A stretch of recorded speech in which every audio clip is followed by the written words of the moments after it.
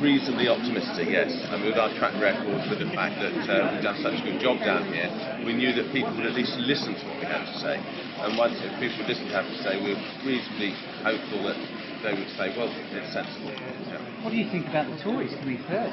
It's a bit different, isn't it?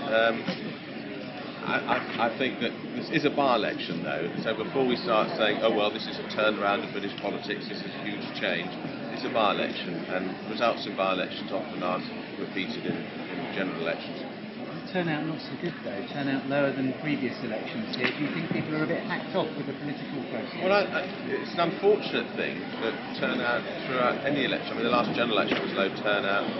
All elections seem to be dropping turnout. People just generally seem to be not taking it seriously. When I talk to people who say they don't vote, when they actually talk to me, they often don't say, oh, it's because we don't trust you. They just say they can't be bothered. It's very sad. And we were at 38 degrees the other day, and they were doing the webcast, and they get everyone involved. And I think that's probably the way to get people back interested, is do more of that sort of thing, where people can actually ask something, get an answer, and get involved instantly and quickly. And I think if we can get more of that sort of thing going on, I think that maybe we can start getting turnouts back up again, not just here but everywhere. You were very keen earlier to point out your local heritage. Is that what struck a chord with voters, do you think? Well, I think it's made it a real difference, because I think although it's very important that I get involved on national issues when I'm Muslim, so I'll be fascinated by it, very interested in it, the fact still remains that MP's first duty is their constituency. That's the whole point of an MP. I'm a member of Parliament for Eastleigh. I won't be a member of Parliament and just happen to represent Eastleigh. And people know that if I go to Westminster, I'm not going to come to Westminsterised and only be interested in what happens up there. They know that my roots will still be back here.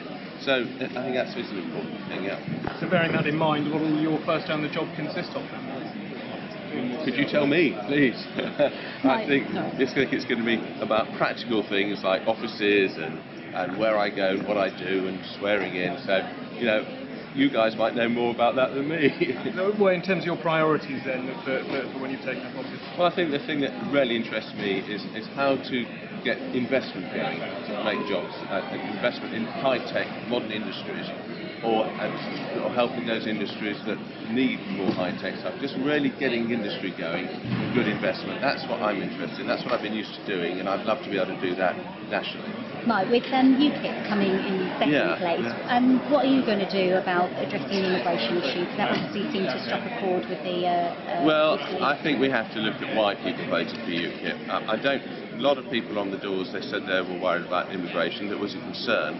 But if you actually look around Eastleigh, how many immigrants do you actually see in Eastleigh? And I think sometimes people start worrying about things, quite rightly, because it's pointed out to them that these things could happen, and quite understandably, and they get concerned about it. And actually look around and see that the immigrants that have come to this part of the country, they're nearly all of them been extremely helpful in growing our economy. So I think it's important that we make sure that people who come to the country speak English, they pay taxes, they work, they don't exist on benefits, they don't strain our social services, so that they contribute to the economy. If people contribute to the economy grows, and everybody, whether they're born here or born abroad, gets richer. And I think just to say, oh, we should stop it, turn the tap off, bang, I think we'd find ourselves a lot poorer in 10 years' time. So from a pretty selfish point of view, I think we need to attract people who actually help us grow our economy. Thank you. Thank you.